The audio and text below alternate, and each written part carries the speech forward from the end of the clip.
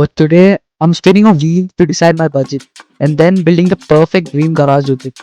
Now this might sound easy, but then you realize that the wheel can land on 5 lakh, 50 lakh or even up to 3.5 crores. And whatever number it lands on, that becomes my final budget. No cheating, no used cars, and every single price has to be on road in India. So let's spin the wheel. 50 lakh. Okay, wait. This is actually perfect because 50 lakhs is that weird middle ground where you can't just buy everything, but you still have enough money to build something really solid. Now, before I start, I just want to lay down some basic rules. So, the first rule is that the garage has to be realistic for India. Rule number two, I need three categories: one SUV, one daily driver, and one bike. And lastly, rule number three, I'm not building a fake luxury garage.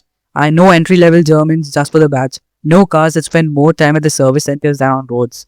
This garage has to survive engine traffic, bad roads, highway trips, and even real life.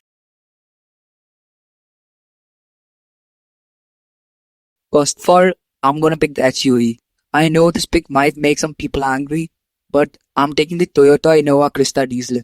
Not the Fortuner, not the XUV 700, and not some fake luxury SUV. The Crysta. And before you guys call it some taxi, hear me out. The Innova Crysta costs around 30 to 32 lakh rupees on road. And under the hood, you get a 2.4 liter diesel engine producing around 148 bhp and 343 Newton meters of torque. I wish I could still put the 2.8 liter, but it unfortunately got discontinued because of emission norms. And honestly, this thing might be the best SUV in that price point, in my opinion. It has a comfortable suspension, massive space, reliable diesel engine, and excellent highway stability. This is the type of car that can survive terrible roads, carry our entire family, cruise on highways easily, and still be bulletproof after years. And the craziest part is that rich people love Innovas.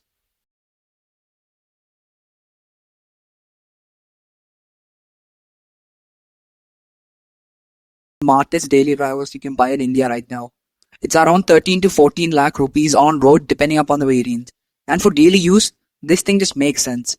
You get the turbo petrol engine, good mileage, compact dimensions for city driving, and obviously that Toyota back reliability, but you know the car will not stress you out.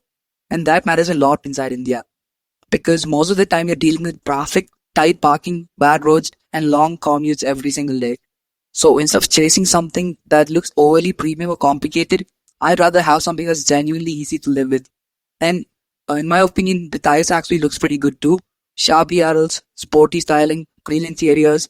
It feels modern without trying too hard. This is the type of car that'll quietly become the daily favorite.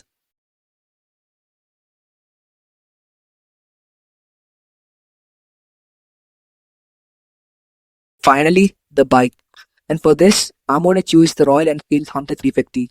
This thing costs around 2.2 lakh rupees on road. And honestly, this bike is so much personality. 349cc engine, around 20 bhp, around 27 Newton meters torque. And unlike super sports bikes, the Hunter feels chill. This is the bike for late night rides, tea shop stops, rainy roads, and just enjoying the ride. It's simple, stylish, and weirdly aesthetic. This is the type of bike that makes even a short ride feel comfortable.